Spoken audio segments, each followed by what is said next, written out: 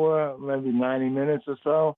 Brothers and sisters from the After Shabbat podcast. Hopefully, we'll be able to kind of fulfill right here.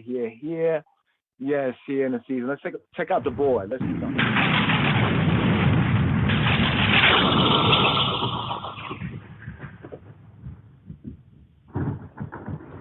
Glory to the Most High Jah, Rastafari, King of Kings, Lords of Lords, conquering Lion of the tribe of Judah, elect of God, light of the world, is His Imperial Majesty, Emperor Haile Selassie.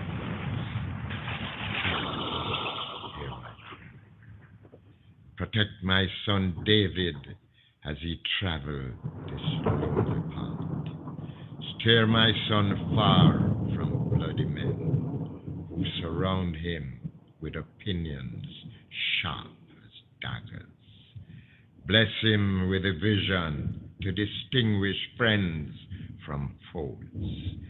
Bless his listeners with overstanding and patience.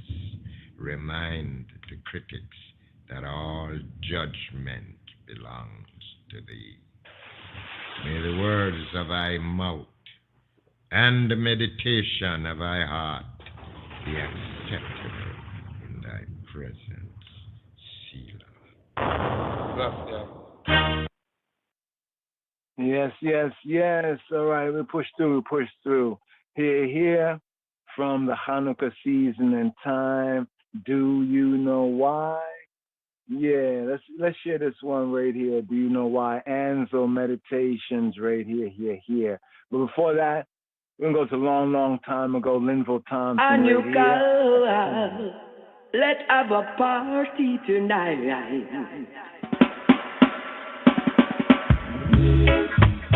Long time ago, oh Hanukkah.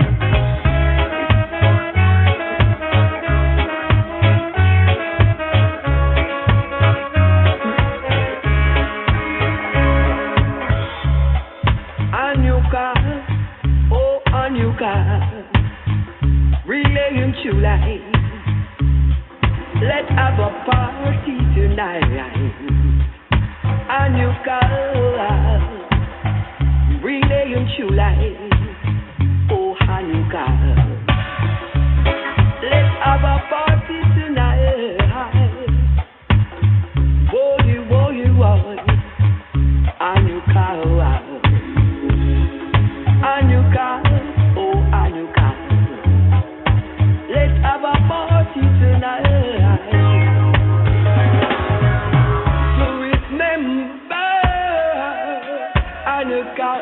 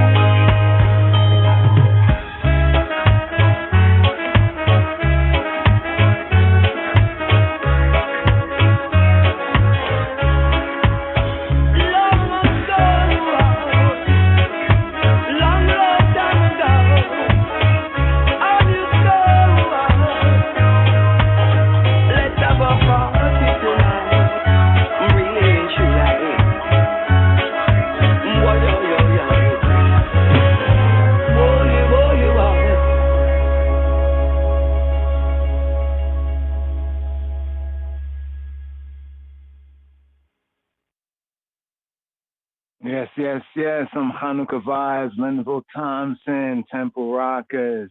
Another one by Linville Thompson right here. You hear? Spin them, c'est vivant, spin them. Keep the fire burning. Boy, yo. Brilliant true light. C'est vivant.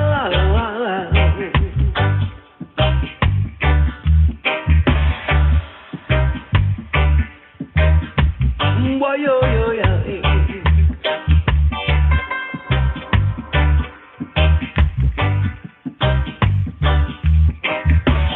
See we want sub a new car, who hot tub, a new car, who hot tub.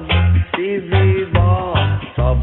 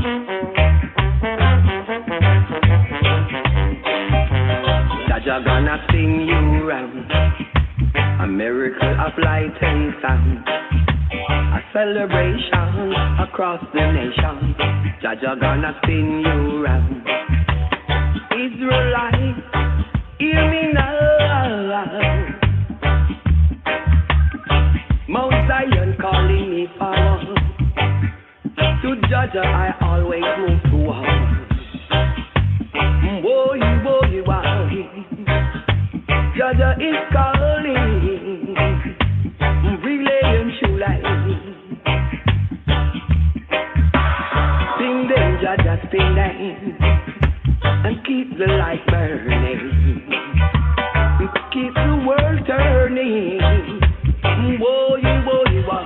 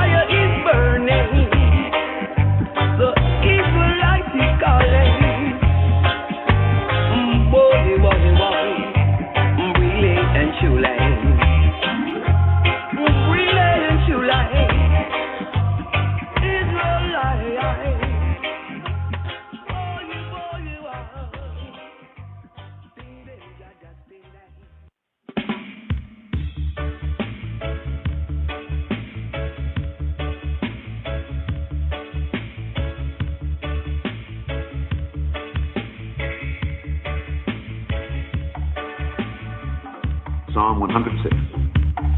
Praise ye the Lord.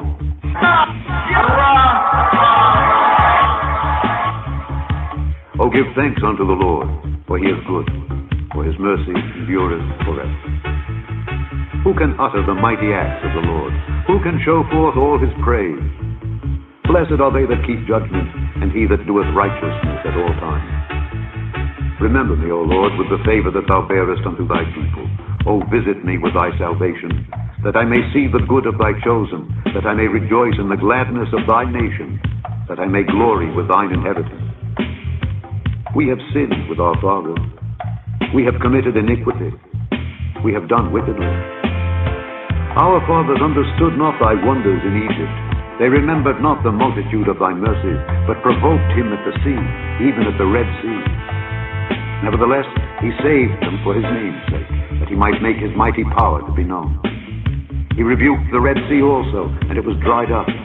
So he led them through the depths, as through the wilderness. And he saved them from the hand of him that hated them, and redeemed them from the hand of the enemy. And the waters covered their enemies. There was not one of them left. Then believed they his words. They sang his praise. They soon forgat his works. They waited not for his counsel, but lusted exceedingly in the wilderness, and tempted God in the desert. And he gave them their request, but sent leanness into their soul. They envied Moses also in the camp, and Aaron, the saint of the Lord. The earth opened and swallowed up Dathan, and covered the company of Abiram, and a fire was kindled in their company. The flame burned up the wicked. They made a calf in Horeb, and worshipped the molten image. Thus they changed their glory into the similitude of an ox that eateth grass. They forgat God their Savior, which had done great things in Egypt, wondrous works in the land of Ham, and terrible things by the Red Sea.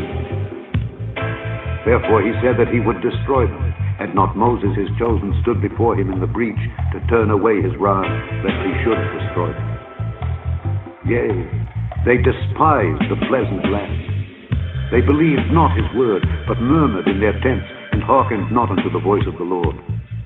Therefore he lifted up his hand against them, to overthrow them in the wilderness, to overthrow their seed also among the nations, and to scatter them in the land. They joined themselves also unto Baal Peor, and ate the sacrifices of the dead. Thus they provoked him to anger with their inventions, and the plague brake in upon them. Then stood up Phinehas, and executed judgment, and so the plague was stayed. And that was counted unto him for righteousness unto all generations forevermore. They angered him also at the waters of strife, so that it went ill with Moses for their sakes, because they provoked his spirit, so that he spake unadvisedly with his lips. They did not destroy the nations concerning whom the Lord commanded them, but were mingled among the heathen, and learned their works, and they served their idols, which were a snare unto them. Yea, they sacrificed their sons and their daughters unto devils, and shed innocent blood, even the blood of their sons and of their daughters, whom they sacrificed unto the idols of Canaan. And the land was polluted with blood. Thus were they defiled with their own works, and went a-whoring with their own inventions. Therefore was the wrath of the Lord kindled against his people, insomuch that he abhorred his own inheritance. And he gave them into the hand of the heathen, and they that hated them ruled over them. Their enemies also oppressed them, and they were brought into subjection under their hand. Many times did he deliver them, but they provoked him with their counsel, and were brought low for their iniquity. Nevertheless, he regarded their affliction when he heard their cry, and he remembered for them his covenant, and repented according to the multitude of his mercies. He made them also to be pity of all those that carried them captive. Save us, O Lord our God, and gather us from among the heathen to give thanks unto thy holy name, and to triumph in thy praise.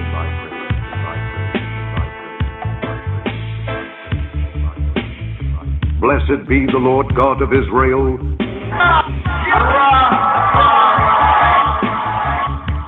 From everlasting to everlasting. And let all the people say, Amen. Praise ye the Lord.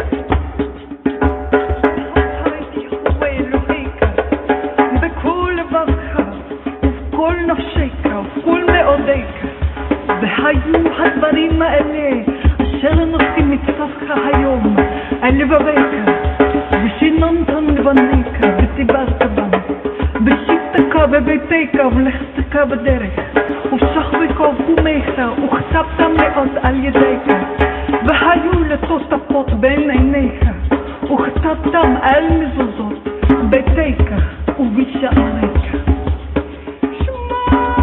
Know of a surety that thy seed will be a stranger in a land that is not theirs. And they shall enslave and oppress them for 400 years. In the fourth and in the last generation. Yes, you shall journey into captivity a second time in ships.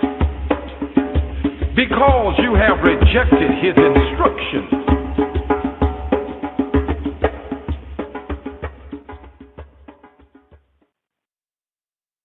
Shema Yisrael. Are ye not as children of the Ethiopians unto me, O children of Israel, O children of Israel? Shema Yisrael.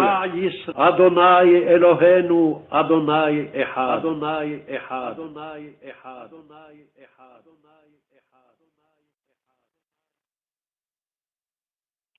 Yes, brothers and sisters. Shalom, Habarim, Shalom, here, Shema Yisrael, here for this Shabbat, for Shabbat Miketz, Sabbath at the end, here, the Rishon Aliyah, the first Aliyah, the first up offering up, first reading the manna here, for this Shabbat, for Shabbat Miketz, here picking up the first book of Moshe, the Hebrew book that is known as Genesis here from the Sefer Bereshis. Pick up with Genesis chapter 41 for the Rishon Aliyah. The Shem Ab wa Habim wa Ruach Kadosh Yahweh Echad. In the name of the Father and the Son and the Holy Spirit. He who be, who he be, the one. Wayehi miketza shenatayim yamin ufar'o choleim v'hinei omed al hayhor. The dream of Pharaoh. And it came to pass at the end of 2 full years. Wayehi miketza shenatayim yamin. That Pharaoh dreamed. Ufar'o choleim. And Pharaoh dreamed, Pharaoh choleim, with Hine, and behold, he stood by the river, with Hine, Omed al Hayor.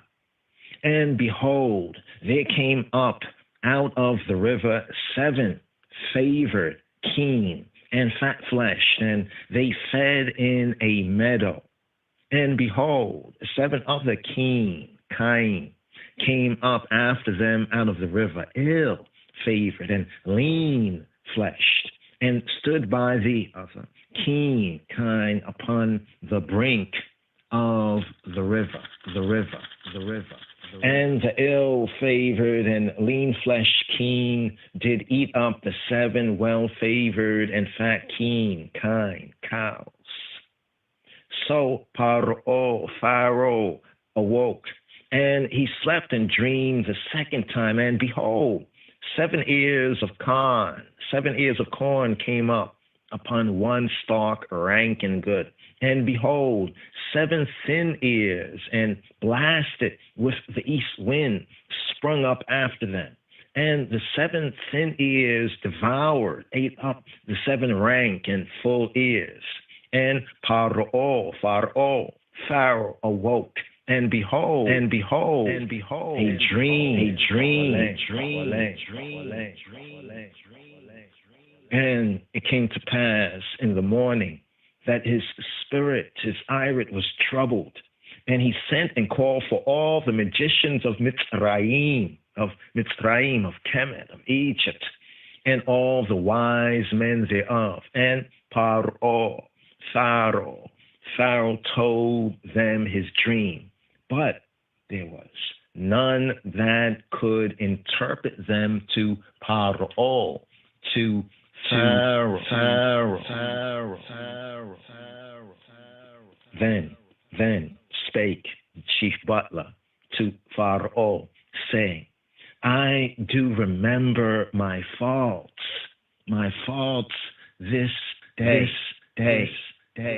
וידבר שר המשקים את פרעה לאמור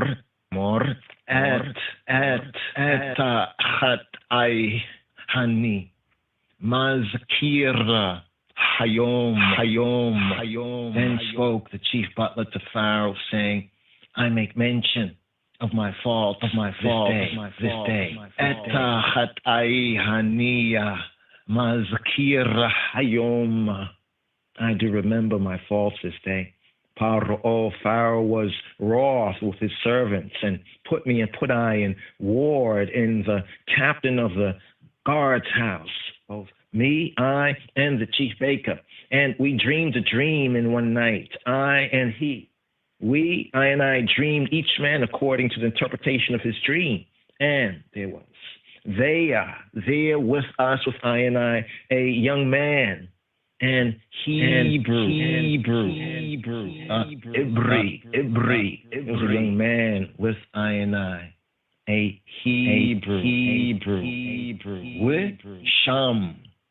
Itanu Naara Ibriya Ebeda Le Sara Hatabahim Wana Saper Lawu Waya Yifatar Lanu Etahalamotenu Isha Ka Chelomo Patar.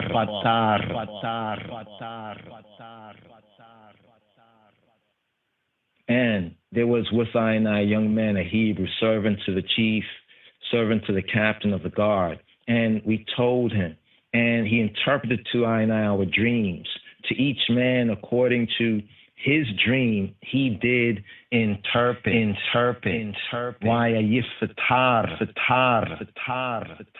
lan, holmo, patar.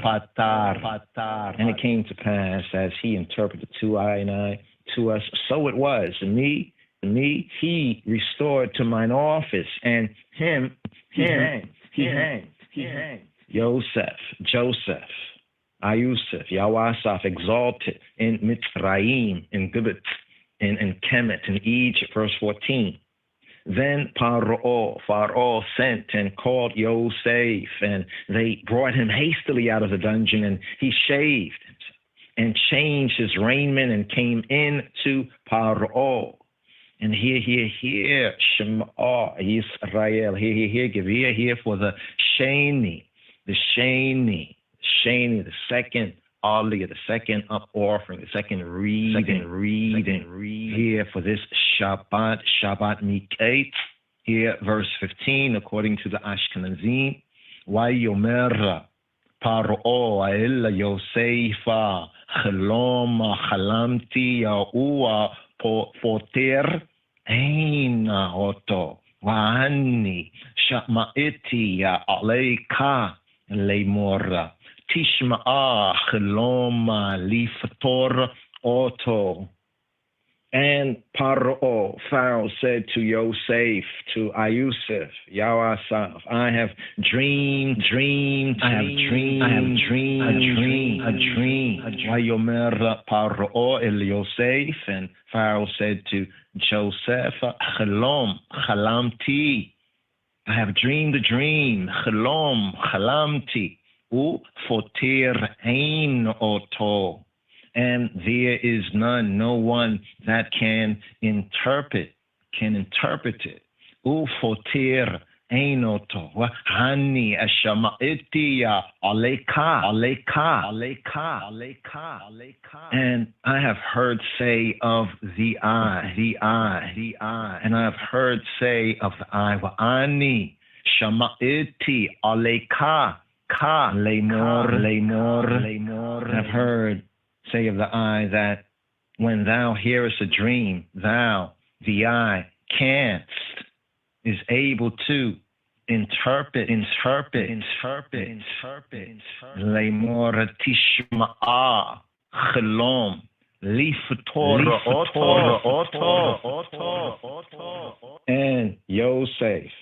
And Joseph answered Pharaoh, saying, It is not in me, not in I.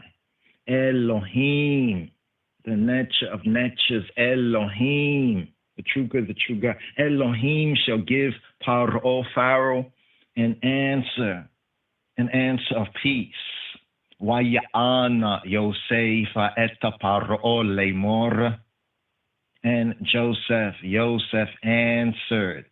Wayana Yosef, Pharaoh eta Paro lemor, saying, Bila adai Elohim, Ya inne eta shalom Paro. It is not in I. Bila adi. It's not in I. Biladai. It's not in I. Biladai Elohim, the true good, the true God, the nature of natures. Ya inne will answer. Eta shalom, answer of peace. Paro. Bila adai Elohim. Ya inne eta shalom. Paro. And here. Shema Yisrael. Here. Give ear right here, O Yisrael. Here for the Shani. Here for the Shani Aliyah, according to Sephardim, according to the Sephardi, the Shani, the second Aliyah, the second up offering here at verse 17. At verse 15, for the Ashkenazim, and is the second reading, and here at verse 17 for Le Sephardim, the Sheni Le Sephardim, verse 17. And Pharaoh said to Joseph, in my dream, behold, I stood upon the bank of the river. Waya daber Paro il Yosef ba chelomi hini Omed Allah Tifata Hayor. And Pharaoh spake to Joseph, Why daver Paro il Yosef, in my dream, Bachelomi, behold, Hini Omed Allah Sifata Hayor. I stood upon the brink, upon the lip, Omed al Sifat Hayor, of the Yor, of the river. And behold, there came up out of the river 7 keen cows, heifers, hetors, fat flesh and well favored. And they fed in the meadow, and behold, 7 of the keen, 7 of the cattle, of the cow, of the hathors, came up after them, poor and very ill-favored and lean-fleshed, such as I never saw in all the land of Mitzrayim, in the land of Egypt, for badness. And the lean and the ill-favored keen cows did eat up the first 7 fat keen cows. And when they had eaten them up, it could not be known whether they had eaten them, but they were still ill-favored as at the beginning. So I awoke, and I saw in my dream, and behold, 7 ears came up in one stalk, full and good, and behold, 7 ears withered, thin, blasted with the east wind, sprung up after them, and the thin ears devoured, ate up the 7 good ears. And I told to the magicians, but none, no one that could declare to me, to I. And Joseph said to Paro, the dream of Paro, 1, Elohim hath showed Paro, Pharaoh, what he is about to do. Why Yomer Yosef il Paro, and Joseph said to Paro, Pharaoh, Shalom, Paro, Echad. The dream of Pharaoh is one. Chelom Paro Echad. Hu. Et asher ha-Elohim oseh higida Pharaoh.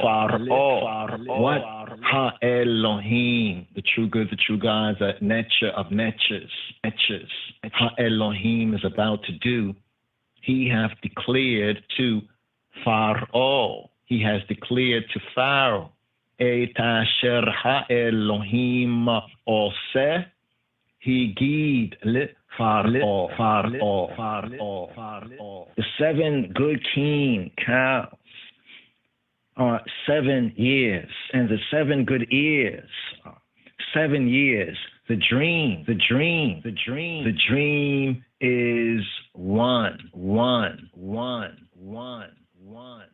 Chelom. Echad. And the 7 thin and ill-favored keen cattle that came up after them, 7 years. And the 7 empty ears blasted with the east wind shall be 7 years of famine. This, the thing which I have spoken to Paro, which I have spoken to Pharaoh. What ha-Elohim, the true good, the true God, the nature of natures, about to do, he sheweth to Pharaoh. He shows to Pharaoh, to who? Ha-Davara asher dibartia illa Paro asher ha-Elohim oseh her'a eta Paro. What Elohim is about to do, he showeth to Paro. Behold, there come 7 years of great plenty throughout all the land of Mitzrayim, of Egypt, of Gibbet, of Kemet. And there shall arise after them 7 years of famine, and all the plenty shall be forgotten in the land of Mitzrayim, the land of Gibbet, and the land of Kemet, the land of Egypt. And the famine shall consume the land.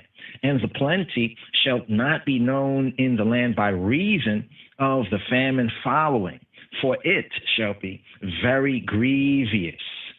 And for that the dream was double to Pharaoh, twice. It is because the thing is established by Ha-Elohim, by the true good, the true God, and Ha-Elohim, the true good, the true God, the nature of natures, will shortly bring it pass. With Allah, hiya shanota ha-chlom il paro. Pa e mayim kia nakon hadavara mayim ha Elohim uma mahira ha Elohim la esoto. Now, therefore, let Pharaoh look out a man discreet and wise, and set him over the land of Mitzrayim. Set him over the land of Egypt. Let Pharaoh do this.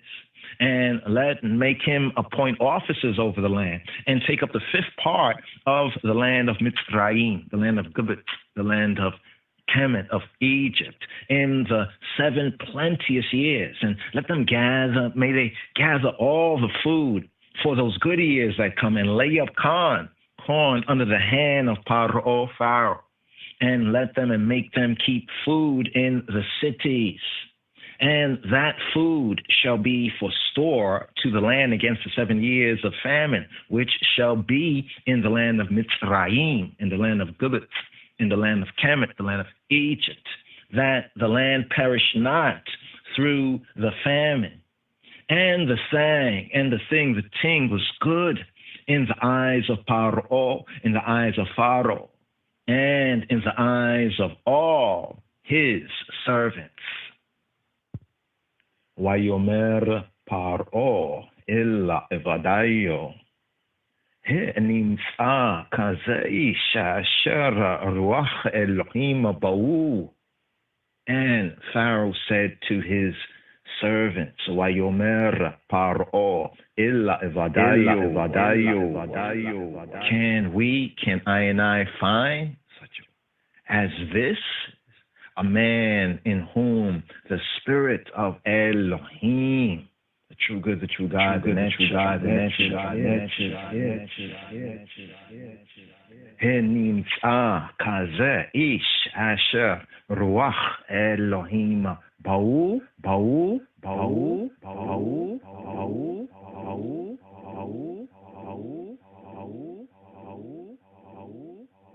From every state and every city, we will be able to speed up that day when all of God's children, black men and white men, Jews and Gentiles, Protestants and Catholics, will be able to join hands and sing in the words of the old Negro spiritual, free at last, free at last, thank God Almighty, we are free at last.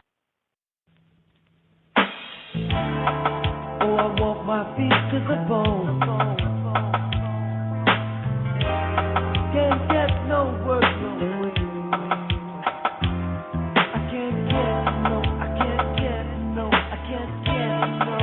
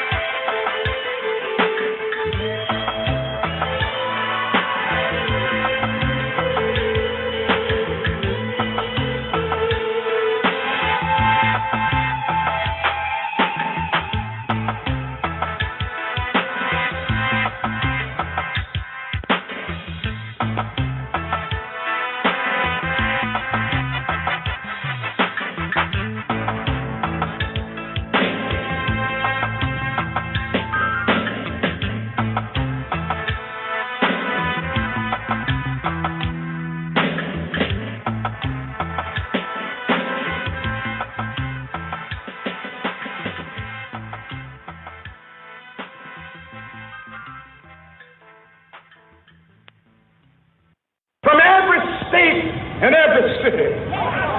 We will be able to speed up that day when all of God's children, black men and white men, Jews and Gentiles, Protestants and Catholics, will be able to join hands and sing in the words of the old Negro spiritual, free at last, free at last, thank God Almighty, we are free at last.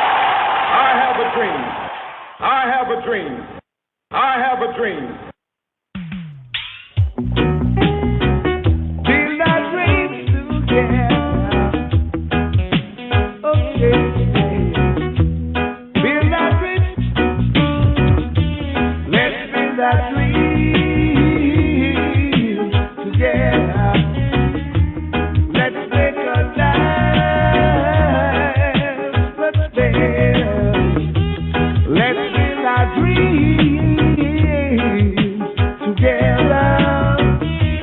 Let's make our lives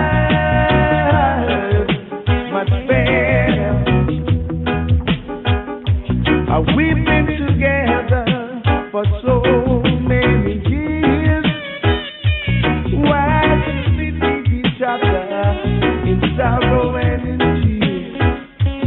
I'm only human, and can't you understand?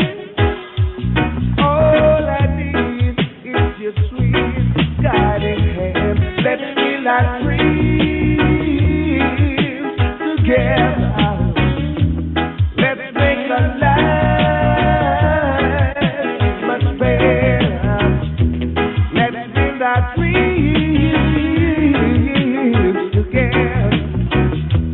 Let's make our lives much better. I know you understand. We can't be a better man. We got to fight harder every day. Oh yeah. Doing the things that's right. A praying all day and night. Say that you wanna see alive. Yeah. Let's feel our dreams together. Let's make our lives much better. Let's feel our dreams together. Let's make our lives much better. We've been together for so many years. Why should we leave each other in sorrow and in tears? I'm only human, and can't you understand? All I need is your sweet guiding hand. Let's feel our dreams together. Let's make our lives much better. Let's build our dreams together. Let's make our lives much better. I know you understand. We can't be a better man. We got to fight harder every day. Oh yeah. Doing the things that's right. A praying all day and night. Say that you wanna see alive. Yeah. Let's feel our dreams together. Let's make our lives much better. Let's build our dreams together. Let's make our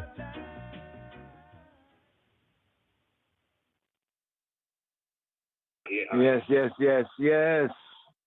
Maccabee fight, Hanukkah lights here, Meek 8th, the 10th. You know, the 10th here for the first day service. Just a couple of excerpts here, as we're still having a little bit of technical difficulty on the board. You know, everything's not fully full right here, but definitely fully full in the Hanukkah season.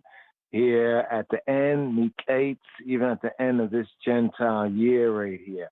hopefully the Hanukkah light can help ones to resist that assimilation into the heathen, the Gentile, some say the pagan holidays and holiday season, to be safe, get the guidance and protection, to try true even to this new Gentile year coming forward. Ultimately, out of this Babylon, come out of her, my people. But here, there's little dreams, some tunes with dreams, different views of dreams. We are here with Yosef's dream. We have a couple other portions to be read. Don't know if ones and ones or some of the brethren are available for the reading. If so, then call into the podcast if possible. If not, still we're gonna have a good reason in here. Do what sometimes we don't have an opportunity to do, go into a little more details. Now, we have some of the Psalms, some of the audibles there for Psalm 34 was the previous Shabbat light Psalm. Here for this day is 51. So, brothers and sisters, if you have time, to read, to chant, to study, and may Abba Father give you the Holy Spirit, to receive the fullness of Baraka. But here, for the next little portion from the Meek Eights, we have the Aliyot 3 and 4 coming forward. Are ye not as children of the Ethiopians unto me, O children of Israel, O children of Israel? Are ye not as children of the Ethiopians? Are ye not as children of the children of the Ethiop? Are ye not as children of the Ethiopians unto me, O children of Israel, saith the Lord? Shema Yisrael, Adonai Eloheinu, Adonai Echad, Adonai Echad, Adonai Echad, Adonai Echad. And here, Shema Yisrael, here for the Shalishi, here for the third Aliyah, the third up offering, the third reading right here, for this Shabbat Mik'et, Sabbath at the end, Shabbat Mik'et, Sabbath from the end here, for the Shalishi, the third reading here for this Shabbat Mik'et. Here picking up the first book of Moses, the Hebrew book called Genesis chapter 41, here at verse 39, for the Shalishi. Vayomer Paro el Yosef, Achrei Hodia Elohim, Otika et kol zot eina nabona with Chakam Kamoka. And Pharaoh said to Yosef, for as much as Elohim hath shewed thee, all this, there is none, no one so discreet and wise as thou. Vayomer Paro illa Yosef, and Pharaoh, Paro, said to Yosef, Achrei Hodia Elohim Otika, for as much as Elohim, for as much as Elohim have shewed, made known to the all this, shown to the eye, all this. Achrei Hodia Elohim Otika. Et kol zol ein naron with hakam kamoka. None, no one so discreet and wise as thou. Thou shalt be over my house, and according to thy word shall all my people be ruled. Only in the throne will I be greater than thou, than the I. Ata Tihiye Allah Beiti with Allah Pika Yishaka Kol Ami Raka Ha Kiseya Egdala Mimeka Ka. And Pharaoh said to Yosef, see, I have set thee over all the land of Mitzrayim, all the land of Egypt. Vayomer Paro illa Yosef Re'ei. And Pharaoh said to Yosef, Re'ei, see, Re'ei. Natatiya otika Allah kola aretza Mitzrayim. See, Re'ei, I have set thee over all the land of Egypt, over all the land of Mitzrayim. Re'ei. Natati hotika alla kola aretza mitzrayim. And Pharaoh took off his ring from his hand and put it upon Yosef's hand and arrayed him in vestures of fine linen and put a gold chain about his neck. And he made him to ride in the second chariot which he had. And they cried before him, bow the knee, abrek.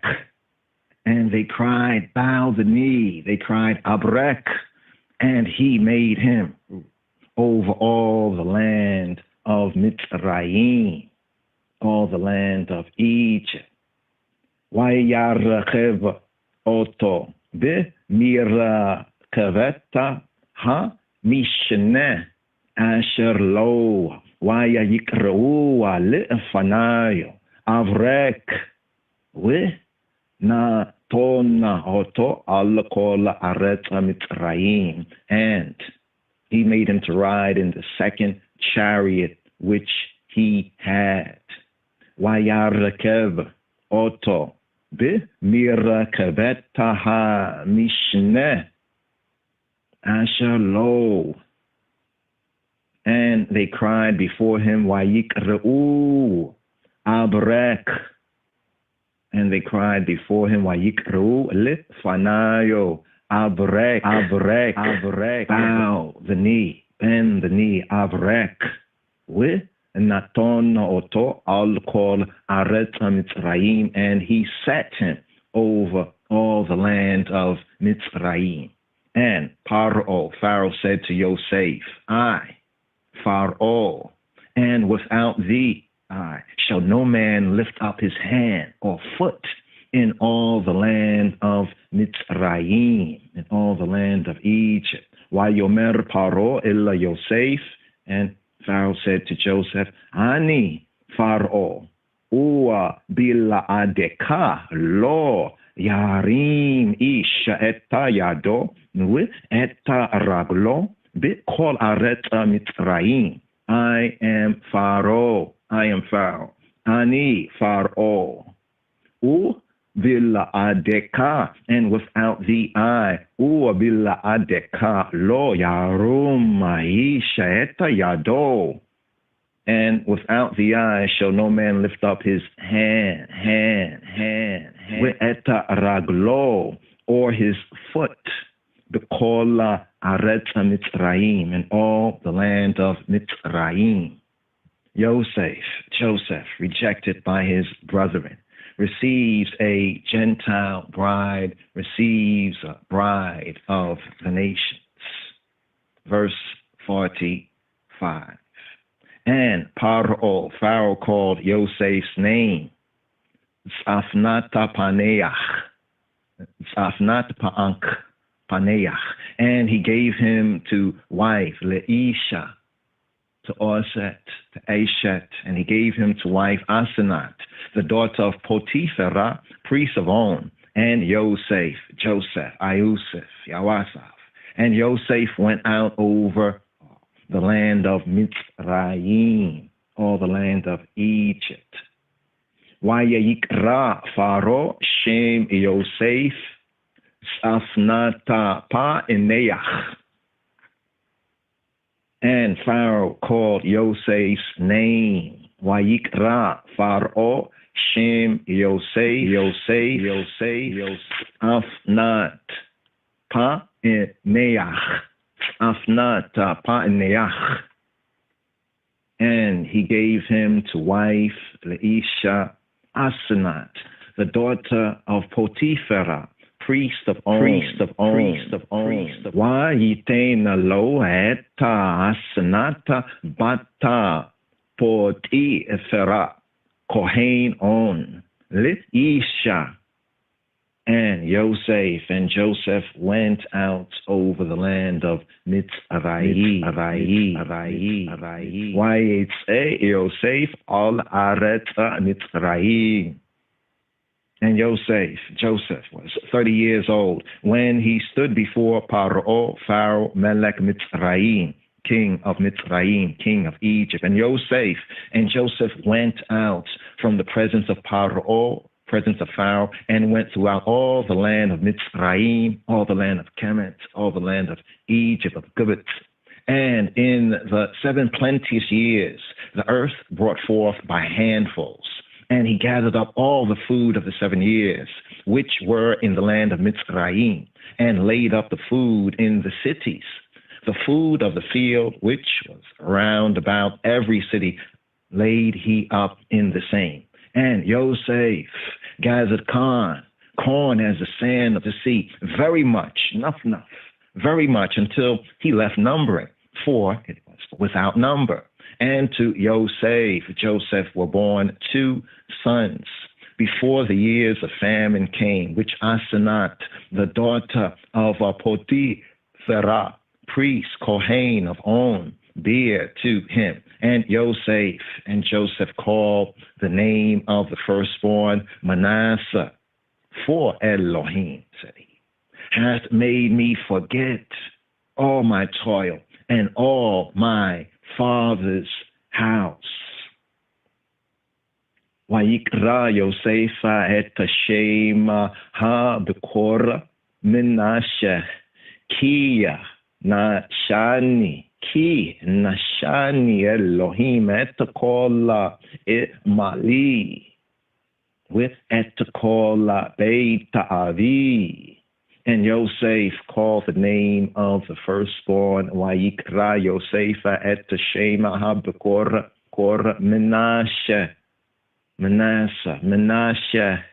ki nashani Elohim, for Elohim hath made me forget. Ki nashani Elohim et kol imali. For Elohim, the true good, the true God, the Netcher of Netchers, has made me forget all my toil. Ki nashani Elohim et kol imali.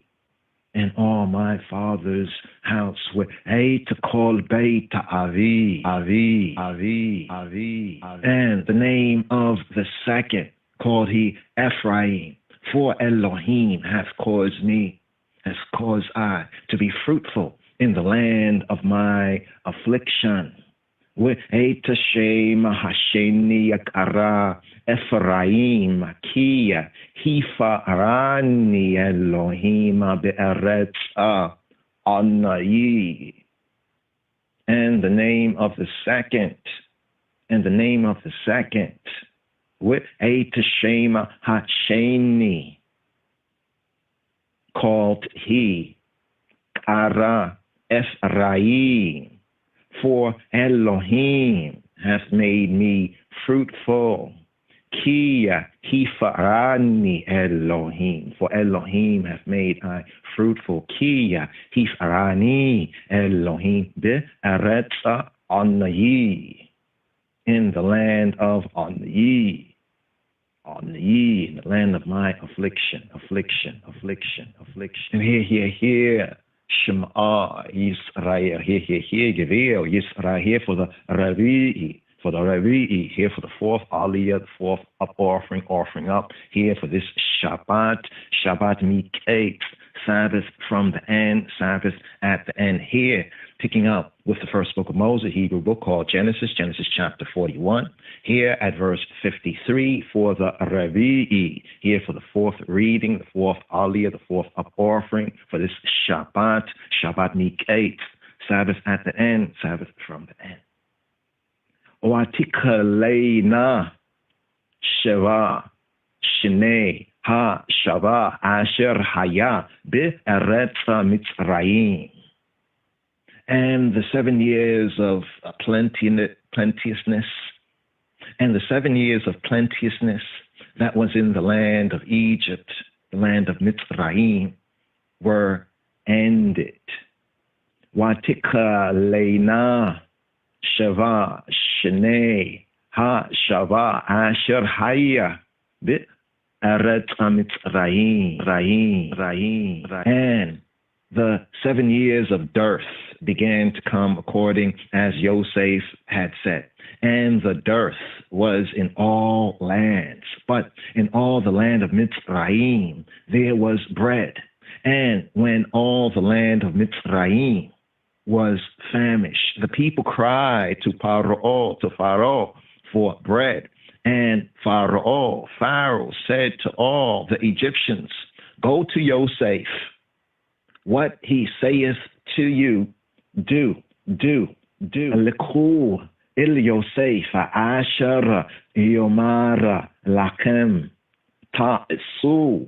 Go to Yosef, Yawasaf Ayusef. What he saith to you, do. Lekhu il Yosef asher yomar lakem. And the famine was over all the face of the earth. The famine was al kol pnei haaretz, was over all the face of the earthly plain. And Yosef and Joseph opened all the storehouses and sold to the Egyptians. And the famine waxed sore in the land of Mitzrayim, and all countries came to Mitzrayim, came to Kemet, came to Egypt, came to Gibbet, to Yosef, to Joseph, to buy corn, because that the famine was sore in all land. And here, Shema Yisrael. Here, Gevir Yisrael. Here, first book of Moses, Hebrew book called Genesis chapter 42. Joseph, rejected by his brethren, preserves them. Compare and contrast Ezekiel chapter 11, verse 16. Here, Genesis chapter 42. Yosef, rejected by his brethren, preserves them. Now, when Jacob saw that there was corn in Mitzrayim, in Egypt, Jacob said to his sons, why do y'all look one upon another? Yaakov ki yesha shaver b'Mitzrayim. Vayomer Yaakov lebanayo, lama titarao. Now Yaakov saw that there was corn in Egypt. And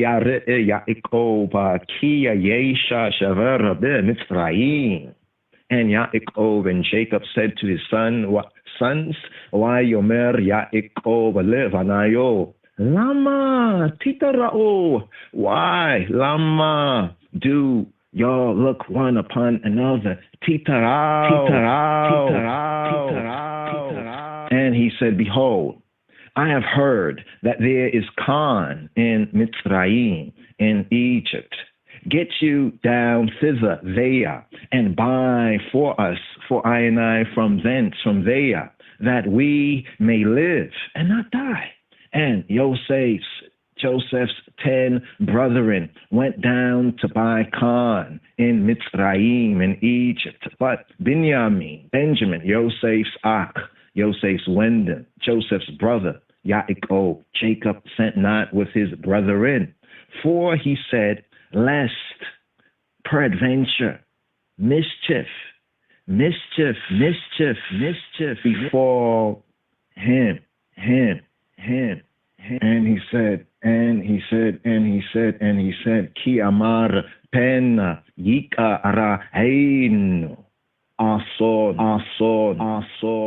ki amar pen yika araheinu ason, lest perhaps peradventure harm befall him. And the sons of Bnei Yisrael, the sons of Yisrael, the children of Yisrael, came to buy among those that came, for the famine was in the land of Canaan. And Joseph, the governor over the land, he it is that sold to all the people of the land. And Joseph's brethren came and bowed down themselves before him with their faces to the earth. And Joseph saw his brethren, and he knew them, but he made himself strange to them and spake roughly to them. And he said to them, whence come ye? Whence come y'all? From where? Come y'all, come y'all, come y'all. And they said, from the land of Canaan, to buy food. And Joseph knew his brethren, but they knew not him. And Joseph remembered the dreams which he dreamed of them, and said to them, ye spies, y'all spies, to see the nakedness of the land, y'all are come. And they said to him, nay, nah, Adoni, lo, Adoni, no, my Lord, no, but to buy food are thy servants come. Lo, Adoni, why, badeka, baua, lishabara, okel, we, I and I, all one man's sons, we, I and I, true, thy servants are no spies. Kulanu b'nei isha echada, nachnu kenim, nachnu lo hayu badeka mi'raglim. And he said to them, nay, nah, but to see the nakedness of the land, y'all are come. Why yomer lehem lo kia erwata haaretza patema liro. And they said, thy servants, 12 brethren, the sons of one man in the land of Canaan. And behold, the youngest is this day with our father, and one not. Kulama benu isha echada nachnu akenim nachnu lo hayu badeka mi'raglim. Wayomer lehem lo ki erata haaretza batema lirota. Wayomru shneim asara evadeka achim enachnu b'nei isha echada be'aretz Canaan v'hineya hakatona eta alinu hayom v'ha echada enein, and one is not v'ha echad enein. And Joseph said to them, that is it, that I spake to you, saying, y'all spies. Vayomer elehem Yosef, hu asher devarti elekem leimor mi'raglim atem. And Joseph said to them, that is it. Hu asher devarti, that is it that I spoke to you. Hu asher devarti alekem leimor meraglim atem, y'all are spies. Meraglim atem, hereby ye shall be proved. By the life of Pharaoh, ye y'all shall not go forth hence from here, except your youngest brother come hither, come heya, bezota, tibachenu, hereby y'all shall be proved. Bezota tibachenu, chei Pharaoh, as Pharaoh liveth, chai Pharaoh, ima tetzrua mizeh ki ima beor, achikem hakaton hina. Y'all shall not go forth hence except your youngest brother come hither, come here. Send one of you, shilchua mikem echad. Send one of you, shilchu mikem echad. Send echad, one of you, shilchua mikem echad, and let him fetch your brother. And ye all shall be kept in prison, that your words may be proved, whether there be truth in you, or else by the life of Paro, by the life of Pharaoh. Surely, y'all are spies. Shilchu mikem echad. Yikach et achikem. Atem hey asoru. Yibachenu divarekem. Ha emeta itkem. Him lo che faro. Ki raglim atem. Send one of you and let him fetch your brother, and ye all shall be bound, that your words may be proved, whether there be truth in you, or else, as Pharaoh liveth, surely y'all are spies. Wim lo che Pharaoh kia miraglim atem. And he put them all together into ward 3 days. And Yosef and Joseph said to them the 3rd day, this do and live, for I fear, I reverence, I respect Elohim.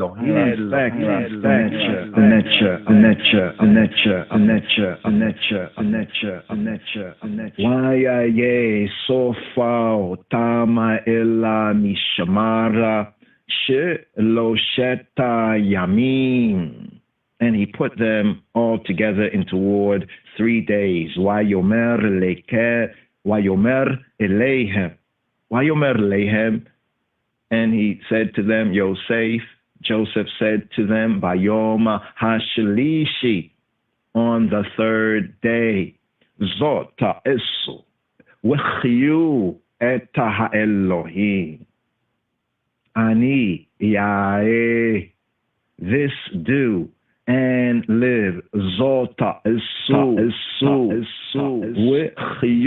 Wechyu, and live, Wechyu, Eta Ha-Elohim, Ani Yare, for I reverence Ha-Elohim, the true good, the true God, the nature of nature, Ani Yare, Eta Ha-Elohim, Ani Yare.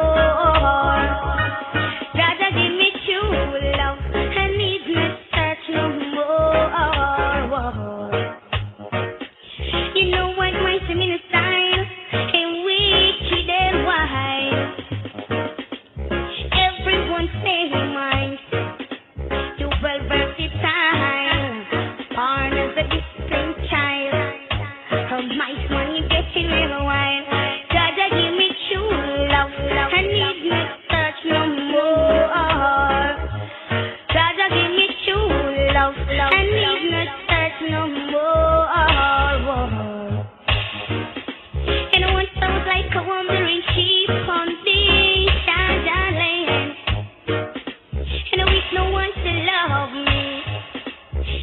no one to care for me, and I shine is a light. Jah make me feel alright.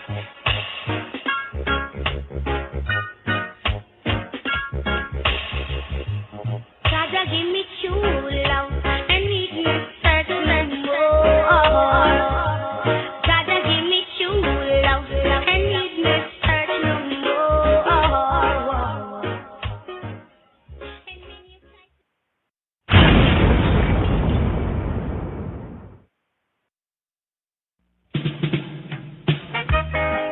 Last year, imagine, long time in Jamaica, man, I look it. Yes, me have to go up and we go make it. But I'm bang, long time in Jamaica, man, I look it. Lord, me have to go up and we go make it. But I'm mash me go up Canada, go mash it. Cork me go America, go park it. But I'm rum me go England, me go ram it. Come in, say jam me go Trinidad, go jam it. I'm talking about three blind mice, but bang see how they run. I say they all went up to the carpenter's wife, back up on it with a shoemaker knife. My bar I never see, just thing in my life about three ragamuffin mice.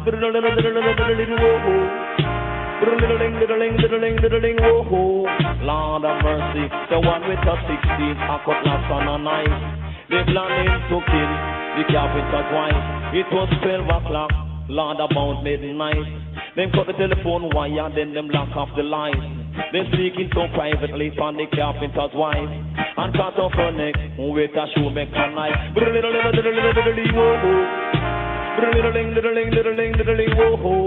Lord of mercy, I'm talking about three blind mice, but I'm down three ragamuffin mice. Bang down three wicked and terrible and dreadful blind mice. I say one with a 16 a cutlass and a knife. They planning to cut off the carpenter's knife. It is about 7 o'clock, Lord, about midnight. They cut the telephone wire, then them lock off the light. Them speaking so privately from the carpenter's wife, and back up her neck with a shoemaker's knife. From I was born, I never see such a thing in my man life.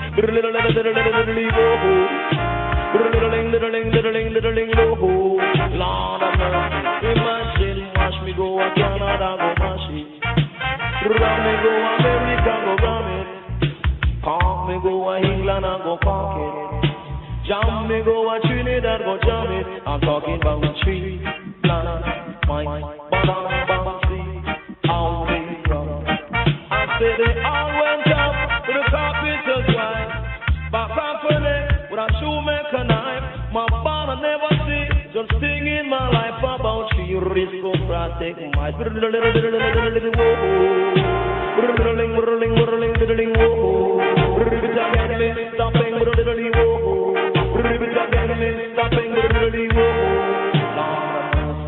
sit down, Mr. Masha, really mash me, go and go mash it. Park me, say me really, I go park it. But I'm bang around, me say me really, I go round it. Jam me, say me really, I go jam it.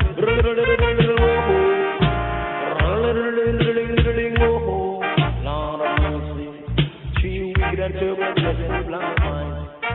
She wicked and terrible, dreadful blind minds. Lord of God, who should have seen all day long, last year.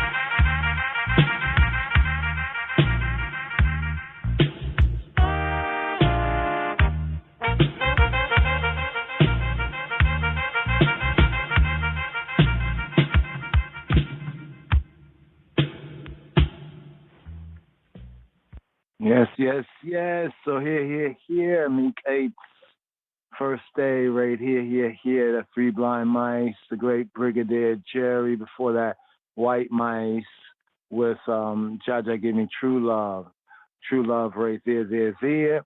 And here we're in the Meek 8. And we don't have the ability to share the brothers, the fellow Habarim, the audibles, and some of the additional audibles here for this 10th. So be sure to kind of just give a read over. It's a brief read, Genesis chapter 41, verse 1 to Genesis 44, verse 17. First of the readings, HaTorah. Then we have the Haftarah, the prophet's reading. Very interesting, the prophet's reading. Once again, the Torah reading, Genesis chapter 41, focus verses, verse 1 to chapter 44, verse 17. The prophet's reading, the second of the three readings, the Haftarah, 1 Kings chapter 3, focus verses 15 to chapter 4, verse 1. This is a very interesting Haftarah because often it's not read because it corresponds here in the season with the Maccabee fighting holiday, the Hanukkah, usually the 9th and the 10th, months right here, Hebraically speaking, and the 9th and 10th Torah reading. Here we're at the 10th. So the Haftarah for the 10th is 1 Kings chapter 3, verse 15 to chapter 4, verse 1. That's often not really gone into because of the Hanukkah reading, Zechariah chapter 3, verse 1 to chapter 4, verse 7. The interesting connection is the menorah, the lampstand with the branches, with the kana, with the branches.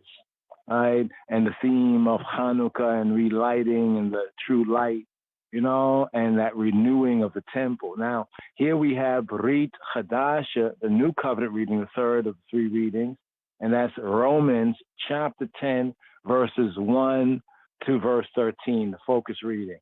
So we'll go through right here is a few of the Q&As, and then if we can zoom in on, I think it's the 72nd, I mentioned it earlier in the After the Shabbat podcast that also was preempted because of technical difficulties. So we kind of went more into the study. So we're going to keep with that theme here on the first day, and hopefully as we come into the new Shana, the new season, for the fellow Habarim, Torah observant, we can have some reasonments, open up the board, and, even fellowship in the studies as well. But the basics is just an overview because I study as well.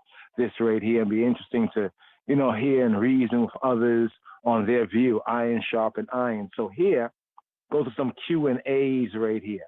But it's the 72nd Midrash for the Psalms, Midrash of Tehillim, right? Tehillim is the Psalms, the praises. And it has a connection with the 1 Kings chapter 3, verses 15 to chapter 4, verse 1. The theme there seems to be the gift of wisdom that Solomon HaMelech, he asked for, of all they could ask for, riches, wealth, power, woman, property, what have you. He asked for wisdom, and then he was given riches and great honor as well. And then that was tested by the two, KJV says harlots, the zonot, right? The two prostitutes or harlots, loose women, so to speak, right? And the issue concerning the living child and how his wisdom, how that Chokmah was made manifest. And then we have Romans chapter 10 as well, verses 1 to 13. So we're going to keep up on the board because usually when this happens, we uploaded some audibles, but they're still processing. Usually they process quick fast, but they're still processing. We'll leave those up, as Jah willing, we move forward into the Shabua. Shabua Tov, good Shabua, strong to come. Yes? Shabua Tov, a good 7, good strong, sabbatically speaking. Yes, I. Shalom, Chaverim, shalom. Give thanks. Baraka for the first day, the first day that they call Sunday is the first day of the new Shabua. So we do have a new Torah reading and feeding, but many of them kind of segue, and the themes, sometimes not understanding something in one area, you have to kind of go before in the narrative, something you might have not picked up on. And it's really interesting those details. So here, let's go to some Q&As. Some Q&As right here, Q&As. Here for this 10th sabbatical study. Interestingly enough, in the 10th month, the 10th moon, but this 10th sabbatical study for this Shabbat Strong, for Shabbat Meek-Eitz. We have about 36 or so, questions and answers, and hopefully this helps the Habarim ones-and-ones, to get a better context and understanding, and also the importance, of the Hebrew or the Yehudit, so the Yehudit is the Yehuda language. It's a form of the Ivrit, but it's particular to the Yehudi, seeing the tribe of Judah was the last standing, and kind of like the prophecy basically says right there concerning Yehuda, Judah, the gathering of the people, speaking about the Amo Yisrael, the other scattered tribes. But here, Q&A number 1. What does Meek-Eitz mean, Chabarim? So here we pick up with Bereshit in the Hebrew, or Genesis chapter 4, verse 1, right? Genesis chapter 4, verse 1. And let's see if we can just bring out this part once again, because there is a nuance in the Hebrew that often doesn't, come out in many of the English translations. Here, Genesis chapter 41, verse 1. Wayehi Meek-Eitz Shanatai Yamin Ufar'o Cholein. And it came to pass at the end of 2 full years that Pharaoh dreamed. Wayehi, and it be, and it happened, and it became, and it be. Wayehi Meek-Eitz.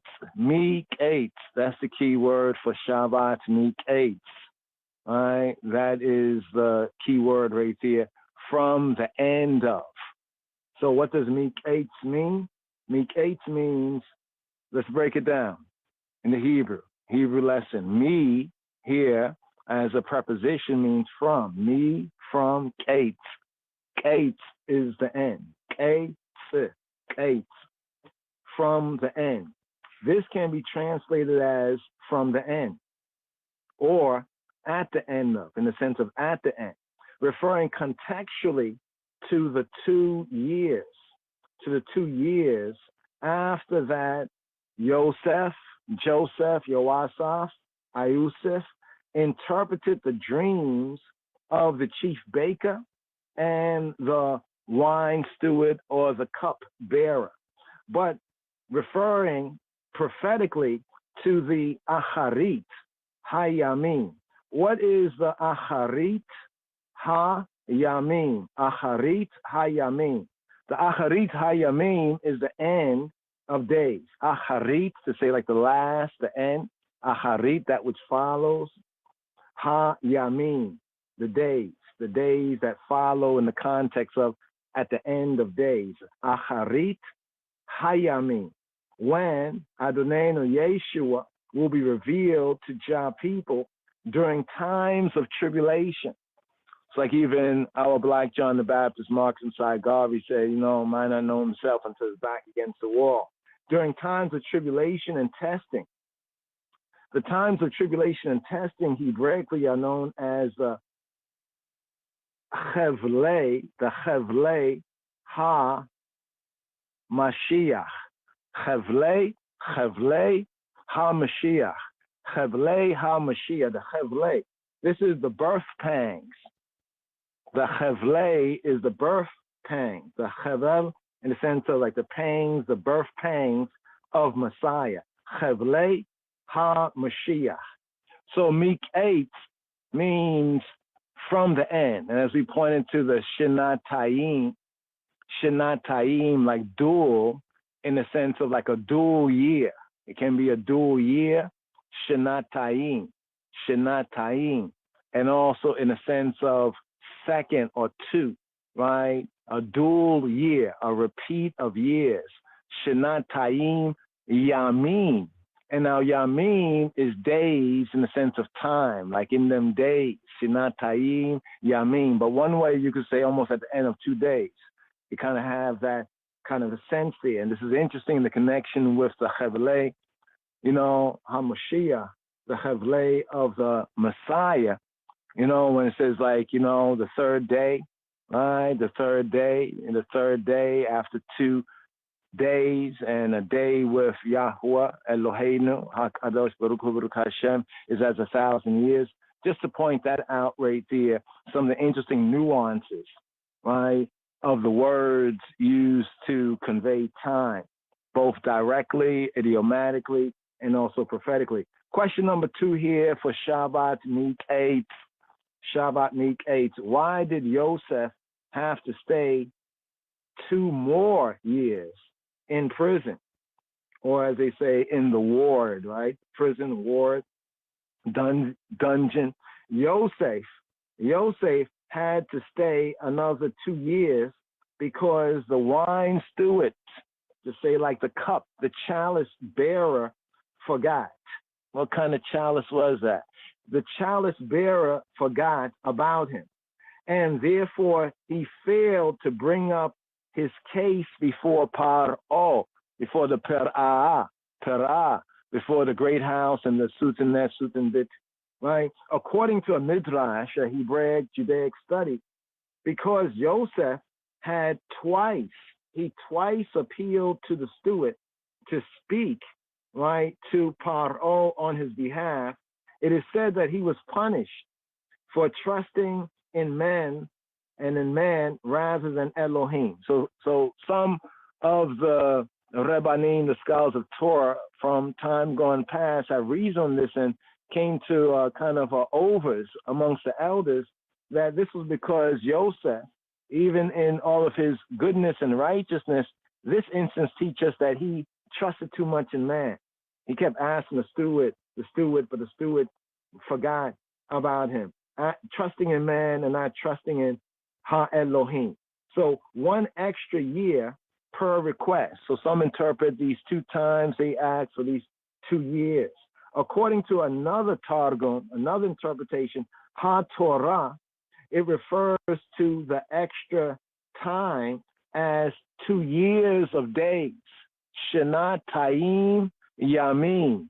2 years, Shenatayim Yamim, of days to suggest that Yosef, he suffered willingly, and therefore the time is seen to him as if it were a few days, just some extra days.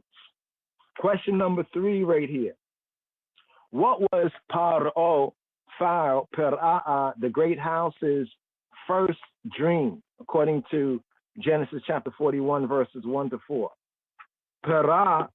Paro dreamt that he saw 7 plump, fat, and attractive cows, heifers, come up out of the Nile River to feed in the reed grasses, to feed in the Kana.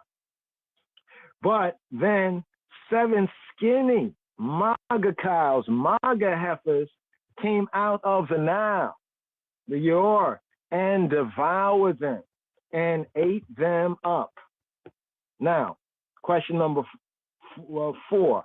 What was the second dream? Now, note this too, the 2 years, 2 dreams, Joseph's 2 requests. Here, question 4. What was Pharaoh's, the great houses of the Tawi, what was his second dream according to Genesis 45, verses 5 to 7?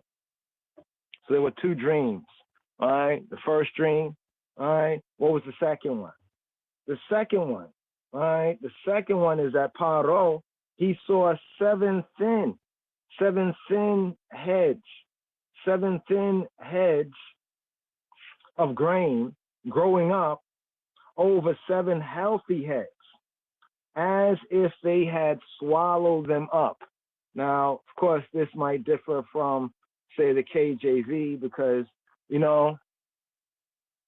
it's kind of interesting when you study it from like the Hebrew perspective right here, But let's move forward right here. We can take note in the Chabarim. Please take notes. Get a good copy, composition notebooks, fellow Talmudim, disciples.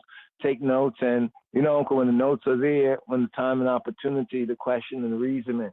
Yes, Question number 5, who were the magicians? It says in translation, the magicians of Egypt, the magicians of the Tawi, of the two lands of Hebraically Mitzrayim.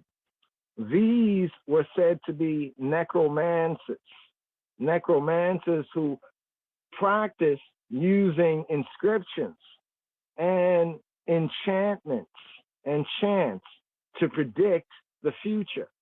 Now, the Hebrew word that's used here is chartot, chartom, right? We have chartom. This refers to scribes of some kind, from the root idea of kind of engraving and scribing, engraving and almost like scribbling. This refers to scribes of some kind, as well as engravers of chants or incantations, engravers of incantation, the Hebrew phrase chartom, the chartom. Here. Question number 6. Could the magicians, right, interpret the dreams? Well, according to HaTorah narrative, no, they could not. They stood there, according to the Torah narrative, dumbfounded. Now, it's interesting because some will say, well, these symbols are very common symbols in ancient Mitzrayim and ancient Egypt, so why wouldn't they be able to? Well, some say that Pharaoh, the great house, tested them. He tested them to see if they could tell him both the dream and its interpretation. Now, this is somewhat similar to Nebuchadnezzar, his test of his magicians, astrologers, sorcerers, scribes, wise men of the Kasdim called the Chaldeans. Question number 7. When did the chief wine steward, the cupbearer, the chalice bearer, remember his promise, his word to Yosef Ayusef? Here, Genesis chapter 41, verse 9 to 13. Here, the seventh question, because the magicians, right, because the magicians failed the test. They failed the test. Paro, the great house, sentenced them to death. And this sentence to death, it jarred the memory, because remember him and the baker got his head lifted up, but, he was hung. He got his head lifted up and he returned to his exalted position as the chalice bearer of the great house. So this sentencing, right, of these magicians and wise men to death, right, it jarred the memory of the wine steward, the chalice cupbearer, regarding his own experience in prison. Something happens to somebody else and makes you remember something, say, oh man, I forgot that. Right? When Joseph had successfully and rightly interpreted his dream, and especially he also interprets the baker's dream too. But the baker, both of them having their head lifted up, Joseph told him correctly, the baker, that he would be hung, right? And that did happen. So, all of that jarred, the chalice cupbearer's memory. Question number 8. According to Judaic tried and tradition, when was Joseph released from the dungeon to appear before the king, the Melech, Sutenbiti, right, of the Tawi, of ancient Egypt, of Mitzrayim? Well, Yosef is said to have left on the time of the Yom HaTeruah. In the Yom Teruah, the Day of Trumpets, also known as Rosh Hashanah. Some date that as 2230, right? Or in the BC terms, September 24th, 1552 BC. Some date it as that particular date. The 7th year cycles would begin later in the Abib, the first month, March, April, after the birth of Joseph's sons, according to Genesis chapter 41, verse 50. Genesis chapter 41, verse 50. Question number 9. What did Yusuf say to Paro about the power to interpret dreams? According to Genesis 41, verses 15 to 16, what did Joseph say to Pharaoh about the power to interpret dreams? Joseph gave glory to Ha Elohim, to Ha Elohim, to the Netcher of Netchers, if you please, by saying that dream interpretation, the Targum of the Cholem, of a dream, was a gift from Shemayim, the heavens, not a result of his own wisdom, his own chokmah, his own wisdom. The Yehudi heart, right? The Judah, the Yehuda heart, circumcised by the Spirit, it creates, according to Romans chapter 2, verse 29, one who is praised by Elohim, by the Elohim, the Netcher of Netchers, and not by men, and not by men and people. Question number 10. How did Pharaoh, how did he test Joseph's claim? Because claim was obviously, he was brought forward there because, you know, he is interpreter of dreams. So how was this tested? All right, trust but verify. How was it verified? Well, Pharaoh changed the description of his dream. Did you catch that? Pharaoh had changed the description of his cholem. And Joseph, check this out, and Joseph corrected him. Basically saying, no, that is not what you dreamed. You can go through the narrative right there. But here, for the Shabbat seal, just to seal the Shabbat, we're going to continue with the Q&As right here. 144.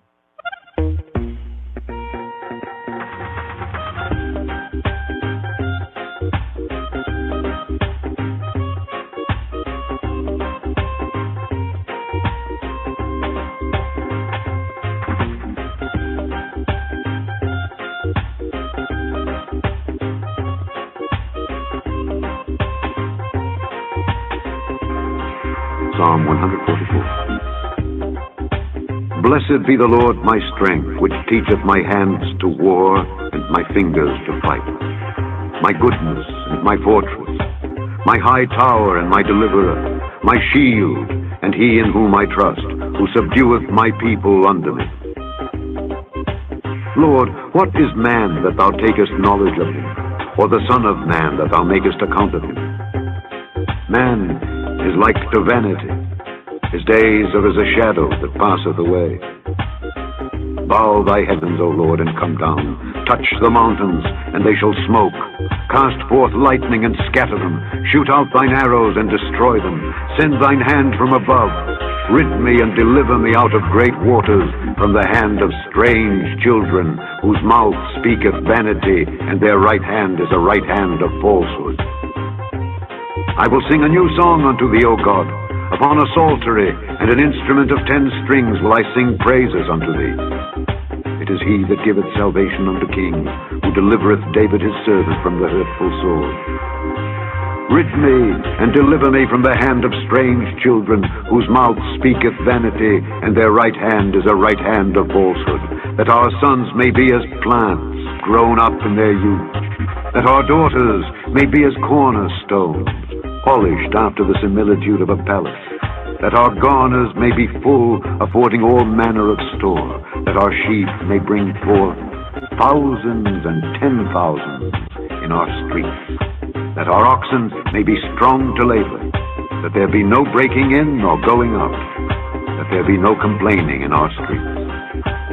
Happy is that people that is in such a case. Yea, happy is that people whose God is the Lord.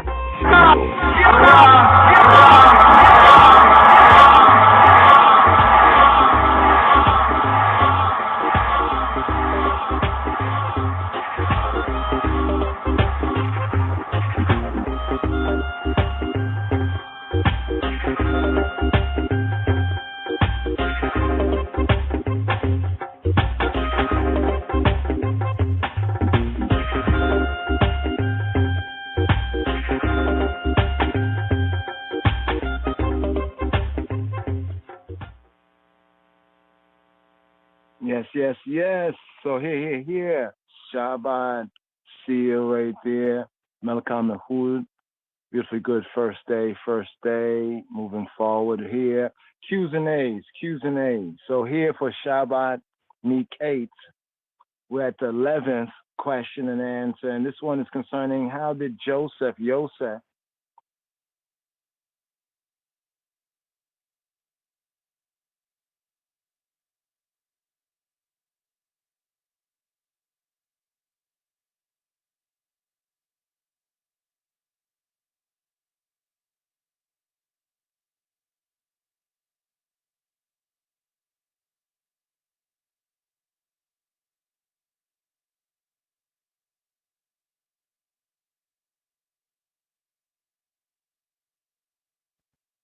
yeah.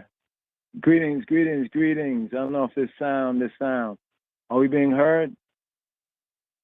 Yeah. 90 seconds. Huh? We're being heard? Okay, yes, I.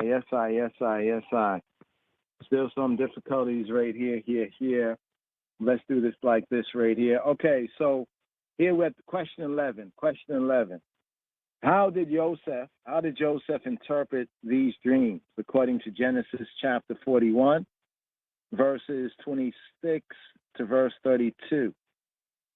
Now it said of it, okay, you can hear right here, we're counting down last hour, the grace period right here.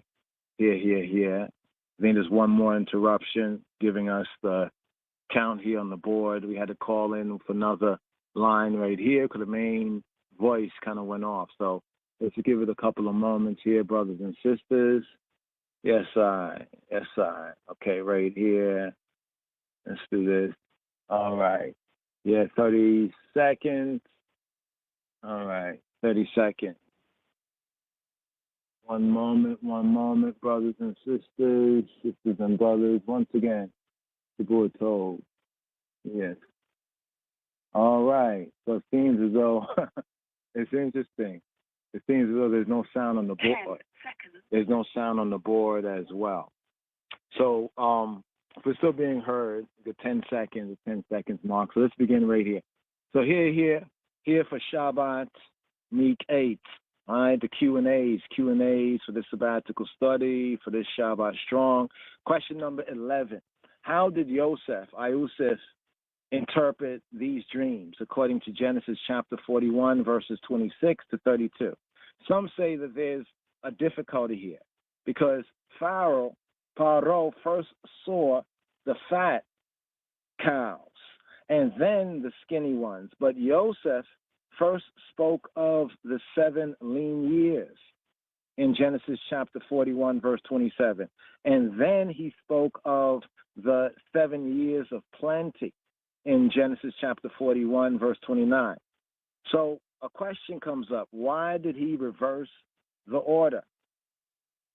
This is why some say there's a difficulty. So some room for some reasonment on that right there. At any rate, Yosef said the dreams meant the same thing.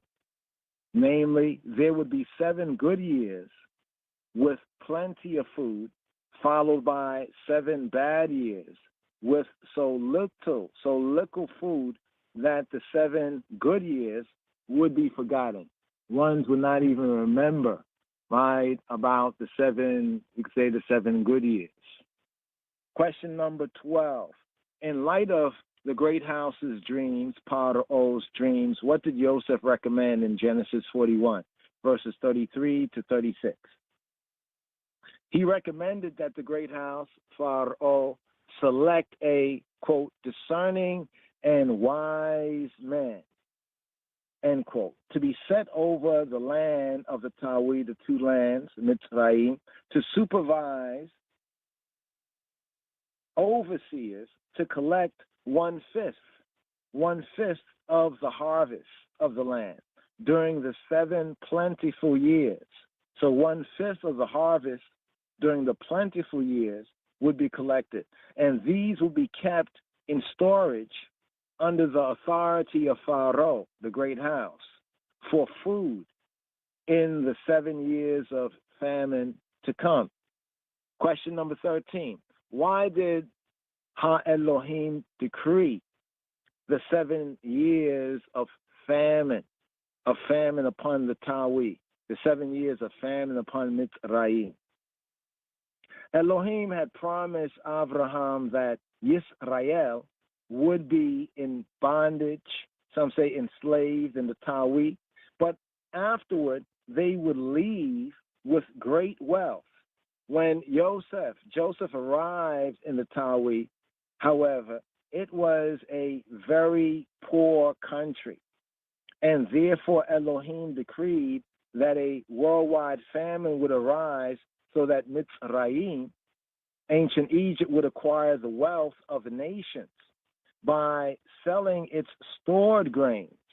Of course, Joseph was responsible for Mitzrayim's wealth at that time, and as well as for the survival of the Mitzrayim, the Egyptians.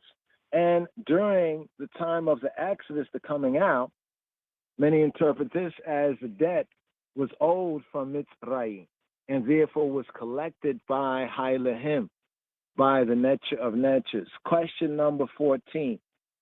Why was the king so impressed with Yosef,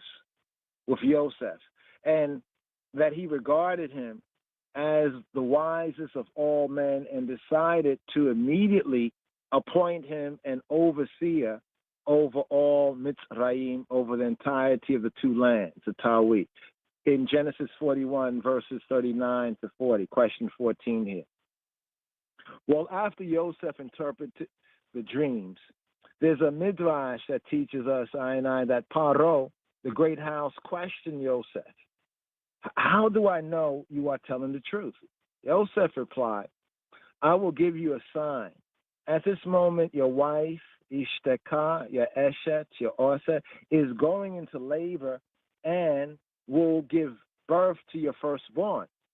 The child would be a boy, but shortly after he is born, he will die. As soon as he finished saying this, there was a messenger that came to the great house and privately told him this very thing had happened. The great house, soon became in awe over Joseph's power of perception and his power of prophecy, and put him in charge of the entire country, of course, after him.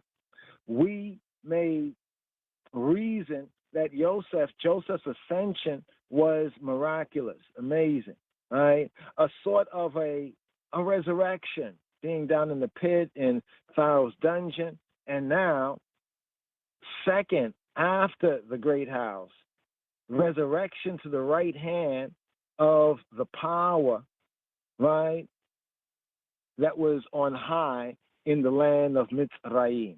And since the king, the Sultan Biti, right, essentially gave him a sort of a dictatorial, a command authority over all of Egypt, this also extended to the influences of ancient Egypt and therefore over all the world, or that known world. Question number 15. How did Paro honor Yosef, Yawasa? Genesis chapter 41, verse 41 to verse 42. Well, the great house gave him his royal signet ring, also caused him to be dressed with the finest garments of the Tawi, that long robe, the long robe of the wise, the scholar, and the ruler. Then he placed a gold chain around his neck, thereby investing him with full authority as the viceroy of the Tawi, of Mitzrayim, of the two lands. This here pictures, of course, the elevation of the Bain Elohim, the son of Elohim, after his time of suffering. Question number 16. What was so unusual about the way the Paro, the great house, honored Yawasa, Joseph, by having him ride in the royal chariot, according to Genesis chapter 41, verse 43. Now, there's a second chariot. In the Hebrew, we call a chariot is a Merkava. Merkava, people would say Merkaba, Merkaba, the Merkaba or the Merkaba. The Merkaba is a chariot, Merkava. So the second Merkava usually rode alongside Paro, the Sultan Biti, the king, the Melech of Mitzrayim, of Egypt himself. The royal criers, they were royal criers, those who went before, the Merkava or the Merkaboch, the chariot or chariots. They walked in front of Yosef, Ayusef, and they said, Avrek, Avrek, Avrek, Avrek, Avrek, bow the knee, Avrek, Avrek, bow the knee. And now this comes from the Hebrew Berek, Berek, not Barak, but Berek, Berek. You see, pointing is very, very important, right? Berek, the knee. So they would say Avrek, Avrek, bend the knee, the sense of the knee, knee. It's almost to say knee, knee, like take a knee, bend the knee. In other words, every knee would bow before Ayusef, before Joseph, in his elevation to the right hand of the power on high. Now we have Philippians chapter 2, verse 10, Romans, epistle to the Romans chapter 14, verse 11. Question number 17. What new name did the great house give Joseph? Genesis 41:45. What new name? The name Afnat Paneach, Paneach, Paneach, or as we bring it out as Afnat Payank, Afnat Payank, or Afnat Paneach, Paneach, or contracted Pa-ank, like Pianki, right? Afnat Piank Paneach. This is thought, right, Judaically, Hebraically, to mean revealer of secrets. When interpreting this name, Afnat Pa'ank, as Safun. Safun in Hebrew, Safun means hidden. Safon means north, the northern, the hidden region. Safun means hidden. Zaphon, Zephon, Zaphon. As the Afikomen during the Pesach Seder is also hidden. And Hebraically deduce Yafna Nach, Yafna Nach, Yafna Nach, easily revealed. Yafna Nach, Yafna Nach, easily revealed. We have a connection here with Revelation chapter 19, verse 12, regarding the Hashem, the name of Yeshua. Question number 18. How old was Yosef when he ascended to power? Genesis 41, verse 46. He was 30 years old. Question number 19 for Shabbat, Meek 8, the Sabbath at the end, Sabbath from the end. Question number 19. Who was Asenat? Asenat. Now, what's very interesting that Asenat, if you study ancient Egypt, Kemet, you know there's a Netert. They call her Netert, a goddess or a divine feminine aspect, principal aspect known as Nate. Nate, sometimes not. Amharically, it reminds me of Netch, right? But in the ancient Mitzrayim, you know, they would bring it out as Asenat. So it's interesting that the name of his wife, Joseph's wife, was also the name of a Netert, divine principle of ancient Egypt, or also called goddess. Asenat was the daughter of the Kohen of On, known as Potiphera, who was appointed to be Ayus's Eshet, his Isha, his Eshet, his Orset, his wife, by Paro, by the great house. Now, certain Judaic tribe and tradition, it claims that Asenat, some say, was the daughter of Dinah, who was later adopted, some say, by Potiphar, who had become a monk, some say, after he threw Joseph into prison and had divorced his unfaithful Isha Eshet, his wife, who was trying to get with Joseph, remember? Now, all this, right, Midrash, some say to preserve Yehudi ethnocentrism. In other words, seeking to bring out that Asenat was actually the daughter of Dinah, but more likely, as we explained before, the connection of her name, who she was, with a particular Egyptian divine feminine principle aspect, Asenat or Nate. Question number 20. Who were the two sons of Joseph and Asenat? According to Genesis 41, verses 50 to 52. Joseph's sons were named Manasseh, or in the Hebrew, Menashe. Menashe. What is Menashe? Menashe means causing to forget. Menashe. As in Elohim, Hailehim, the Netches has made me forget. Nasani, in the Hebrew, Nasani, what he said when he named Manasseh, Nasani, caused me to forget all my hardship and all my father's bite, all my father's house. And the next son was Ephraim,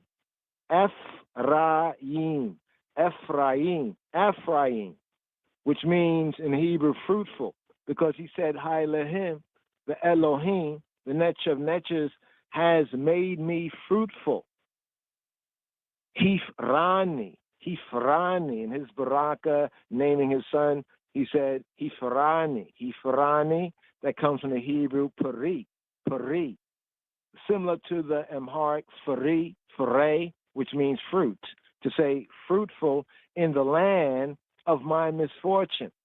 These two were born before the famine began, according to Genesis chapter 41, verse 50. After he was reunited with Joseph in Mitzrayim, Jacob had adopted Ephraim and Manasseh as full sons of Yisrael. Now here, ones do the math on this. 12 tribes. Well, wasn't there 12 sons and a daughter? So the 12 sons, wouldn't this make 14? How does all that work out for the Chaverim, to see how it still works out to 12? Yes? Question number 21. Why did Joseph want to forget his father's house? Why do you think he sought to forget? Right? Nashani, Beit Abi, to forget my father's house. Question number 21 here. One reason might be because of his earlier betrayal. What happened to him? And yet there is a question as to why he didn't, quote, phone home. Why didn't he, quote, phone home, send a message back home to at least let his grieving father know that he was still alive? These are some of the reasonings of the scholars and other Talmudim, and it's a good reasoning. Why didn't he phone home? He could have sent a message. Some would even reason at least to let his grieving father know that he was still alive. Or did Yusuf perhaps blame Abil, right? Abio, his father. Did he blame his father for his brother's betrayal? Could it be that? Question number 22. Why did Jacob send his sons, right, the Banim, Ha-Banim? Why did he send them to Mitzrayim in Genesis chapter 42, verses 1 to 4? Well, the famine had devastated the land of Canaan, the Canaan. And the family needed food, of course. But what is really interesting is that Yaakov, he has sent all the brothers at once except for Benjamin, except for Benjamin. Instead of his servants or one brother at a time, question, why did Yaakov, why did Jacob, the patriarch, do this? Did he have some sort of prophetic glimmer or a vision, a foresight of the future here? After all, surely Yaakov recalled Abraham's vision of 400 years of bondage in Mitzrayim to come. Now, the sages and the Torah scholars, some say that as dictator of Mitzrayim, Yosef made special regulations to keep people from hoarding grain or wholesaling and reselling them. First, no servant or even slave could purchase food. Rules out the brother's servant, so the brothers can send them servant. Second, only one donkey per household was permitted to carry food. Check. Only one donkey per household was permitted to carry food. This explains why all 10 brothers were sent, each with their own donkey. And third, before anyone could buy grain, he must register, giving Shemo, his name, the name of Abio, his father, and other mishpacha, family information. This explains the interrogation of the brothers later. So it wasn't like, oh, he just was doing it with them, but everyone had to go through this process. Remember, it was 7 years. Everything had to be done in a orderly and a decent way. Joseph did all this by design, it is said, because he, having that prophetic eye, he foresaw. Prophet I see. He foresaw the brothers would come, though he was unsure, right, that like how he would, quote, catch them in his proverbial Egyptian net, since he set up several food distribution centers in the Tawi, in the two lands. Question number 20, which question we're at right here? Number 23 right here. Question number 23. Why did Yaakov refuse to send Binyamin? He sends the 10, yeah, but not Binyamin, with the other brothers. Clearly, he was afraid of what might happen to him. This would indicate that this wound over the loss of Joseph was still fresh in his heart and mind, was still fresh in his psyche, was still fresh in his soul. Question number 24 for Meek 8. How did Joseph treat his brothers, after they came to the Tawi, the two lands in Mitzrayim, to get food? How did he treat them? Well, Joseph, of course, he recognized his brothers, but, of course, they didn't recognize him. Remember, it said Joseph, he shaved, he took on the ways of, the ruling Egyptians, the Mitzrayim. He spoke roughly. The scripture says that he spoke roughly, right? He spoke how to them? He spoke roughly to them. For example, where do you come from? Joseph treated them as strangers.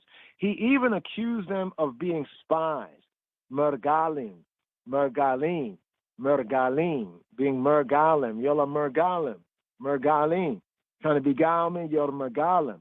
According to a midrash, a study on this section, Joseph is said to have gazed into his divining cup, his divining chalice, right? And he pretended to go into a trance. Through my spell, I see you are meragalim, you are spies, that you once destroyed the great city of Shechem. and that you also once sold your own brother as a slave.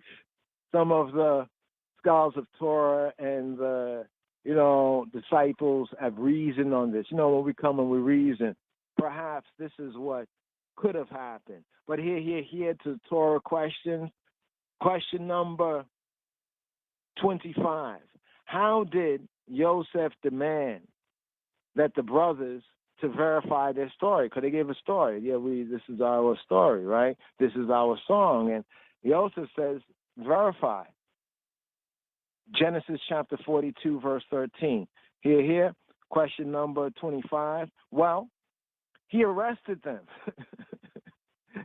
and ordered that one of them should be sent back to the Canaan, right, to fetch Binyamin and to bring him down to corroborate the story.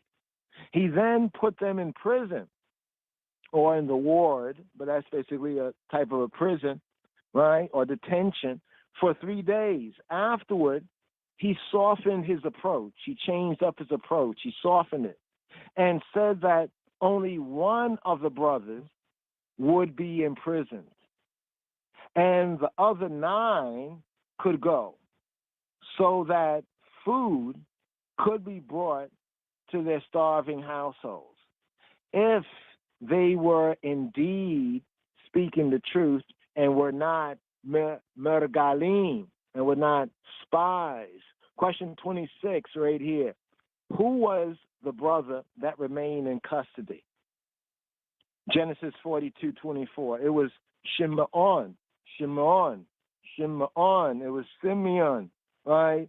He was chosen because he was the one, according to HaTorah, check, that threw Yosef into the pit, it is said.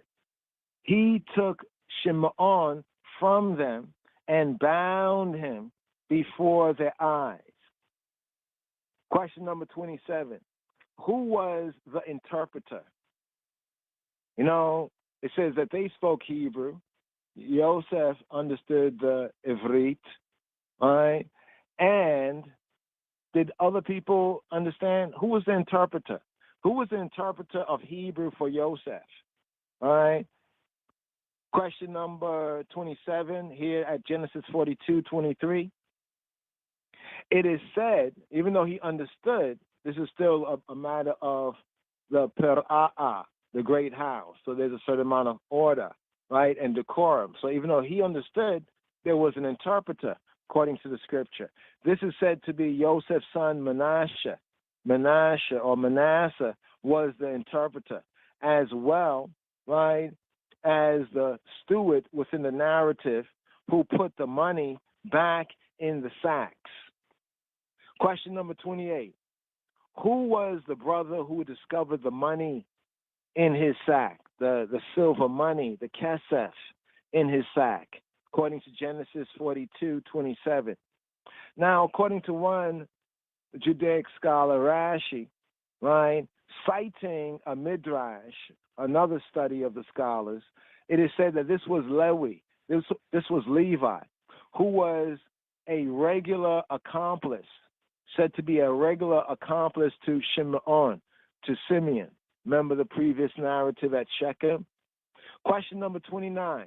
After the brothers returned to Canaan and explained their predicament to their father, Yaakov, what did he say, according to Genesis chapter 42, verse 29 to verse 36? Yaakov, Avinu Yaakov, he told them that they were making him childless, shakul. They was making him shakul, right, childless. No more Yosef, no more Shimon, and now they would take Binyamin, the sole survivor of his relationship with Rachel, with Rachel. Yaakov regarded himself as shakul, childless, because of the prophecy that he would have 12 sons. This now explains why the loss of Joseph was an ongoing source of trauma for him. How is it this prophecy? Remember Abraham saying that Abraham will be the father of multitudes, right? And yet at this time and going on for time, he had no ear, right? This kind of trauma. He trusted the word, but how is it going to be? Seeing the situation. So this can explain for some of the, and maybe much of the ongoing source of trauma for the patriarch Yaakov, since it was suggested that Ha-Elohim, right, if this is the case, I had 12, but now I don't, then this would suggest, or 10th one to be suggested that Ha-Elohim, his plan had failed, and that he had somehow lost Ha-Baraka, that he may have lost his blessing. And could Ha-Elohim's plan fail? How can this be so? Joseph is gone. Question number 30. Who first tried to convince Yaakov, Jacob, to let Benjamin return to the Tawi, to the two lands, Mitzrayim, in Genesis chapter 42, verses 37 to 38? All right? Who was the first to try to convince the patriarch? Well, it was Reuben. Behold, the son, Reuben. He offered to exchange two of his 4 sons in exchange for the loss of Benjamin in Genesis chapter 46 and 9. One for Benjamin and the other for Shimon. Yaakov, Abinu, the patriarch, however, egged him. He just egged him. He ignored him. Probably because, some say, of the dishonor that Reuben showed him earlier when he violated his marriage bed with Bilhah. Question number 31. Who later succeeded in persuading the patriarch Jacob to let Benjamin return with them down to Mitzrayim? Genesis chapter 43, verses 1 to 10. Who succeeded? Well, it was Yehuda. It was Judah. Judah, however, he offered to bear the blame forever. Forever. If any harm came to Benjamin. If any harm came to Benjamin. Now, this is interesting, right? Should the tribes, especially those 4 tribes, Judah, Benjamin, right? Judah, Benjamin, Levi, right? And even Issachar and the other tribes be who they be. This is an interesting consideration that Yehuda offered to bear the blame forever if any harm came to Benjamin. Yaman. His pledge was enough. Judah's pledge was enough for Yaakov. It's almost as though Judah was saying, unlike my brother Benjamin that's going to offer 2 of his 4 sons, I offer myself, not just now, but forever, if any harm befalls our youngest brother, Benjamin. Question number 32. Why did Yaakov appeal, right? Why did Jacob appeal to El Shaddai, to show pity on the mishpacha, to show pity on the family? In Genesis chapter